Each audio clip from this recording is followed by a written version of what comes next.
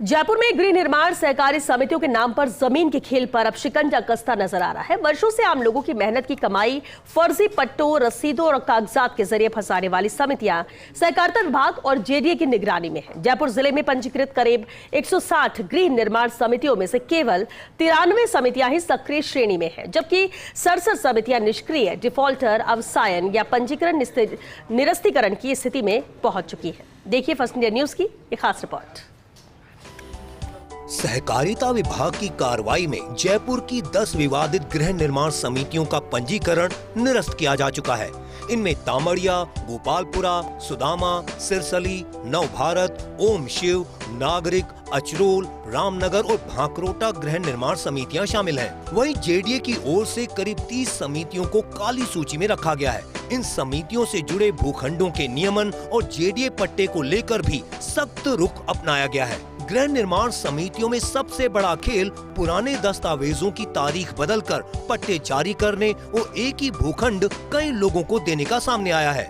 आरोप है कि कुछ समितियों ने एक ही भूखंड का पट्टा 3 से 4 अलग अलग लोगों के नाम कर दिया। Tonk road, Ajmer road, Kalwar road और आगरा रोड से जुड़े कई क्षेत्रों में ऐसे विवादों के मामले सामने आए हैं।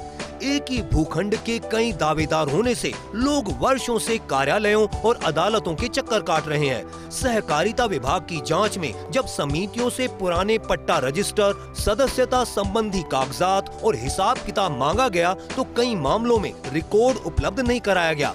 कहीं कार्यालय में आग लगने की बात सामने आई, कहीं चोरी और कहीं दस्तावेज खराब होने का कारण बताया गया।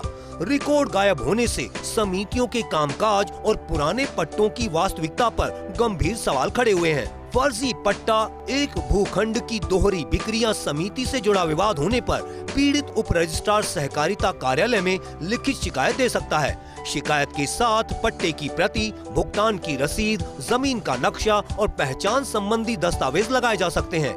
मामले की जांच में समिति के रिकॉर्ड और लेन देन की जानकारी खंगाली जा सकती है। दोष सामने आने पर संबंधित समिति के खिलाफ नियमानुसार कार्रवाई का रास्ता खुलता है। स्थानीय स्तर पर सुनवाई नहीं होने पर राजस्थान संपर्क के माध्यम से शिकायत दर्ज कराई जा सकती है। इसके लिए 181 पर भी शिकायत की सुविधा उपलब्ध है। फर्जी दस्तावेज, धोखाधड़ी या एक ही भूखंड कई लोगों को बेचने जैसे मामलों में पुलिस और जेडीए की सतर्कता शाखा तक शिकायत पहुंचाई जा सकती है। ऐसे मामलों में सहकारिता विवाद के साथ आपराधिक कार्रवाई का रास्ता भी खुल सकता है। गृह निर्माण समितियों के रिकॉर्ड को ऑनलाइन करने और सदस्यों तथा भूखंडों की जानकारी दर्ज कराने पर जोर दिया जा रहा है। समय पर लेखा परीक्षण और रिकॉर्ड उपलब्ध नहीं कराने वाली समितियों पर कार्रवाई का प्रावधान है। धोखाधड़ी के मामलों में जिम्मेदार पदाधिकारियों की जवाबदेही तय करने और पीड़ितों के हितों की रक्षा के लिए सख्त कदम उठाने पर जोर है। जयपुर में किसी गृह निर्माण समिति से भूखंड खरीदने से पहले केवल समिति की रसीद या पट्टे पर भरोसा करना भारी पड़ सकता है।